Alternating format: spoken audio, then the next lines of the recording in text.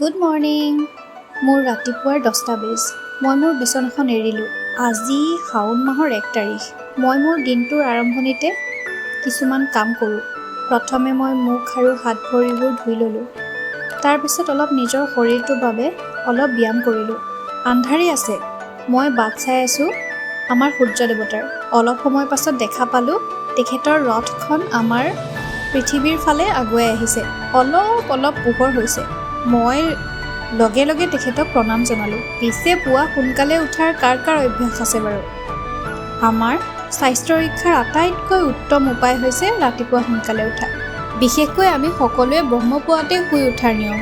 কিছু সময় ব্যায়াম কৰাৰ লগতে খোজ কঢ়াৰো খুব প্ৰয়োজন।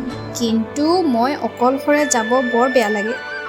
সেইবাবে মই ডেকাথলনৰ পৰা এখন বহি চলোৱা চাইকেল আনি ল'লোঁ। সেই চাইকেলখনে পেডেল মাৰি থাকোঁ। ইমান যে গৰম পৰিছে, গৰমত মাথা নষ্ট কৰি দিছে এই পুৱা আৰম্ভণিতে। মই সুধিছিলোঁ নহয় যে পুৱা সোনকালে শুই উঠা কাৰ অভ্যাস আছে বাৰু বুলি। কিন্তু আজিকালি আধুনিক সমাজৰ সোনকালে সকলোৱে উঠাটো অলপ অসুবিধা। কিছু অফিচৰ পৰা আহোঁতেও দেৰি হয়। যদি 10 মান বজাত অফিচৰ পৰা আহি পায়, 1 ঘণ্টা ৰেষ্ট লওঁতে, 1 ঘণ্টা গা ধুওঁতে, 1 ঘণ্টা খাওঁতে, শুওঁতে 12-1 মানটো বাজিয়ে যায়। আৰু 1 মান বজাত শুই পুৱা ইমান সোনকালে উঠাৰ সেইবাবেও সোনকালে কিছুমান লোকৰ উঠা নহয় আৰু তাৰ কাৰণে তেওঁলোকৰ উঠাত পলম হয়। পিছে মই চাইকেলৰ পেডেল মাৰি উঠি অলপ সময় ব্যায়াম কৰিলোঁ। কাৰণ অকল চাইকেলৰ পেডেল মাৰিলেইতো নহ'ব। পিছে ব্যায়াম কৰাৰ ভিডিঅ' কৰা নহ'ল। মই ভিডিঅ' কৰাত বিৰাট ভাল, কিন্তু ভিডিঅ' কৰোঁতে বাটনটোৱে টিপিব পাহৰিলোঁ। অলপ সময় পাছতহে চাওঁতে দেখা পালোঁ মইচোন ভিডিঅ' কৰাই নাই। পিছে মই ব্যায়াম কৰি আকৌ চাইকেলত ভৰি দিলোঁ। দেখিছেই নহয়।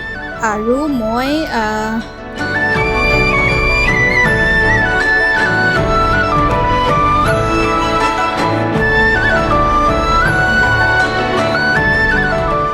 ৰাতি যেটা বজাতে নুশুও কিয়, মই একে সময়তে সাৰ পাওঁ। ফলস্বৰূপে প্ৰাকৃতিক মনোমোহা ৰূপ আৰু লগতে এটা কোমল নিৰ্মল বতাহ আহে। ইমান ভাল লাগে শৰীৰটো। আচলতে মইতো আপোনাক ভাষাত প্ৰকাশ কৰিব নোৱাৰোঁ। ইংৰাজীত এষাৰ কথা আছে, early to bed and early to rise makes a man healthy, wealth and wise. এতিয়া 6 বাজিল। মই 6 বজাত অলপ মালা জপ কৰোঁ, লগতে অলপ মেডিটেশ্যনো কৰোঁ।